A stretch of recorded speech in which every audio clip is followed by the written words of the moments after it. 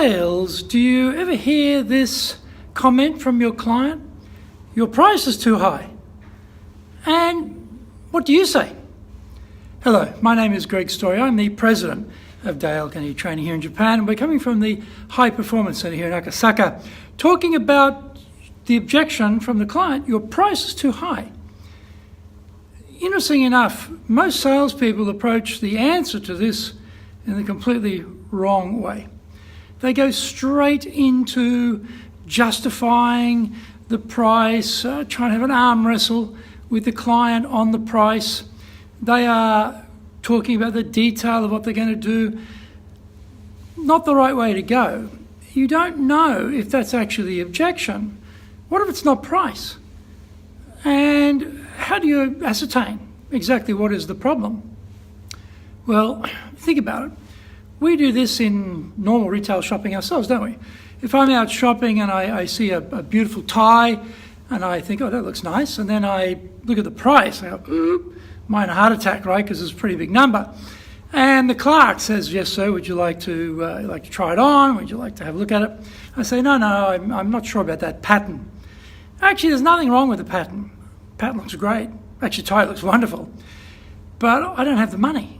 I don't want to spend that amount of money on that particular tie. So I don't actually fess up to the clerk and tell them the real reason. I just say, oh, it's the pattern. The real reason is I don't have the money. And I don't want to express that to someone I don't know, so I keep it to myself.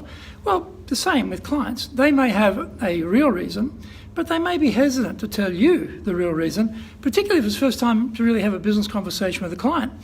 So how do we approach this your price is too high problem? Very, very simply. First thing we should do is not answer that question. Don't go into justifying the price. Ask this straight away. Well, thank you for saying that. May I ask why you say that? What you're looking for here is the article attached to the headline. The headline in the newspaper was, your price is too high. The article in the newspaper goes through all the details of why the client feels that way. But you don't know how to answer that problem, objection from the client, unless you read the article. So we've got to get the article out there. So ask them to tell you why. I'll give you an example recently. I'm with a client and we're talking about training and we're talking about this particular program. They love the program. The program's great. And then we look at the investment and the customer says, oh, your price is too high. So I don't get into arguing, no, it's not, our price is fantastic. Look at the value we're giving you. This is competitive in the market. There's no way this price can be thought to be too high. Blah, blah, blah, blah, blah. Don't do any of that. I just said, well, thank you for saying that. Would you mind telling me why you think that? And then the client went into this explanation, which is very interesting. They have a quarterly allocation for training in the P&L of their company. Okay, and my price went beyond that quarterly limit. So listening to this, I'm thinking to myself, well, that's interesting, okay. So I said, well, I get that. If we're able to bridge it across more than one quarter, say across 2 quarters, would that help you out? Oh, yeah, that'd be great. Was it price? Actually, no, it was timing. But I would have never known that if I'd gotten into a big argument with the client by force of will or strength of my personality or my articulation of the value. I'd be answering the wrong thing. Now, here's another thing with clients too. The first thing they tell you may not necessarily be the key thing either.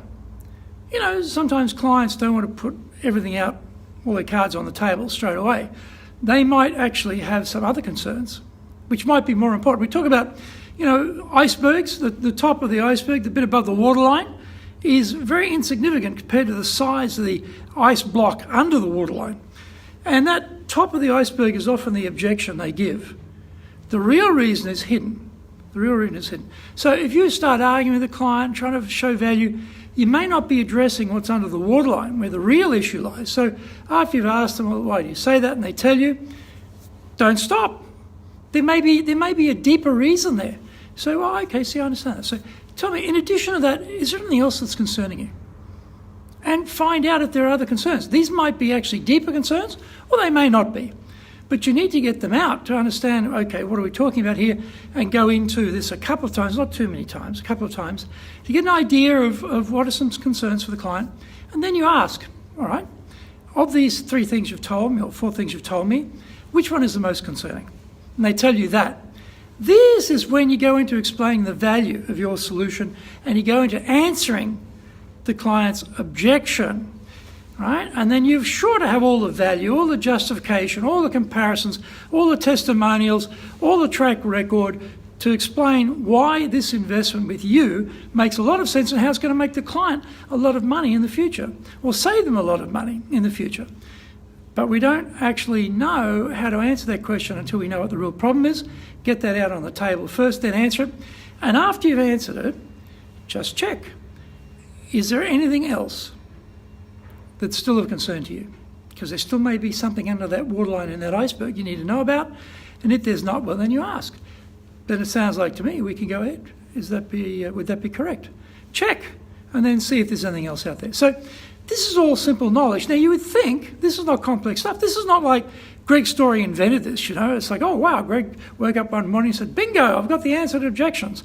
We'll ask why before we answer the question. This information has been around forever. And all professional, all well-trained salespeople know this. And that's why they're able to create really good partnerships with their clients through trying to really understand the client's needs and trying to be the best service they can to build the client's business. Okay, that's our objective. Build the client's business. And in doing that, we will benefit in our business. So we've got to get that priority thing correct also. But this is knowledge, and where do you get knowledge? Well, the sad thing is, in Japan, most of the training that's offered is on-the-job training. But it's not really training anymore. It's really watered-down version of what used to be a very good system in Japan. Not anymore. Now it's a couple of visits to clients with the boss, you're on your own.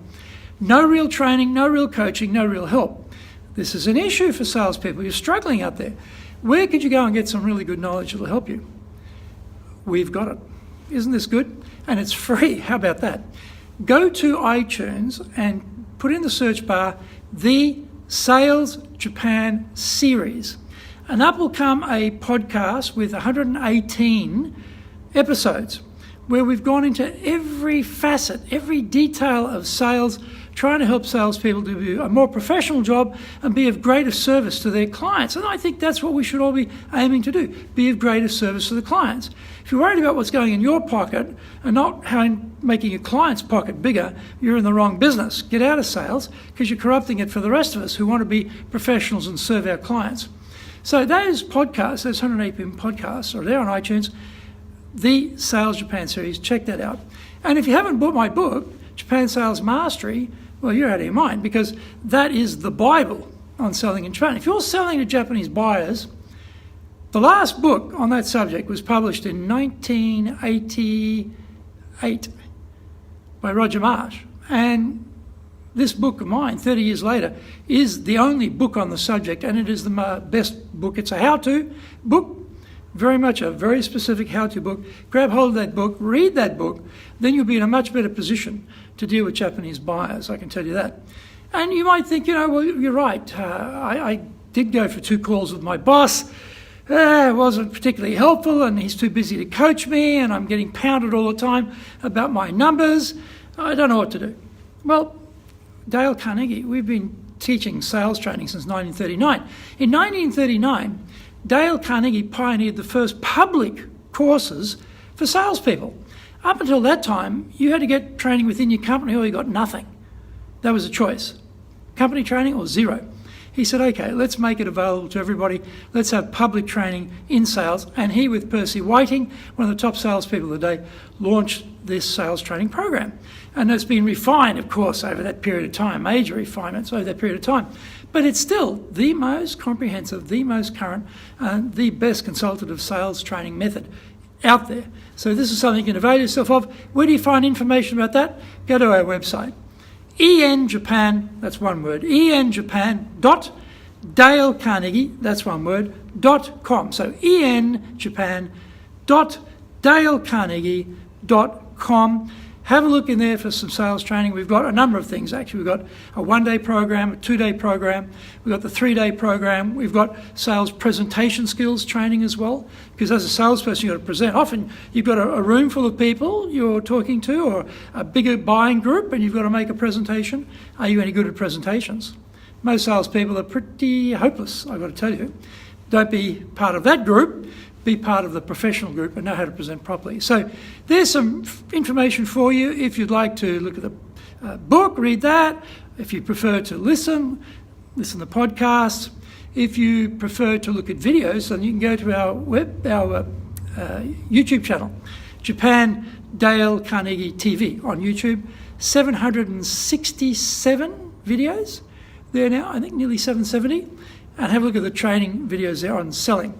That's also very helpful. And also go to our website, enjapan.dalecarnegie.com. So there's lots of things out there to help you. A lot of them are free. And if you're in sales and you aren't developing yourself, well, what are you doing? Are you making your numbers? Are you doing it smoothly? Are you doing it in a manner which you feel good about? Have you got your boss hammering you instead? Are you feeling lots of pressure every day? Don't be like that. Start developing yourself. Read my book, listen to my podcast, watch the videos, and go to the website and look at what we've got there for training for you. And if you do that, you will join the top group of salespeople, because the vast majority of salespeople are just suffering because they've never been invested in, they've never been trained properly, and it's hard when you don't know what you're doing. So my job is to help you, and I hope I've been a little bit successful in that today. Please have a look at what we've got, see if it can help you, and put it to use. If you do that, you will be enjoying your job a lot more, and your clients will be so much more satisfied because they really feel you're a great partner for them. And that's our objective. Be a great partner for our clients and help build their business. Okay, let's see if that works for you. Good luck.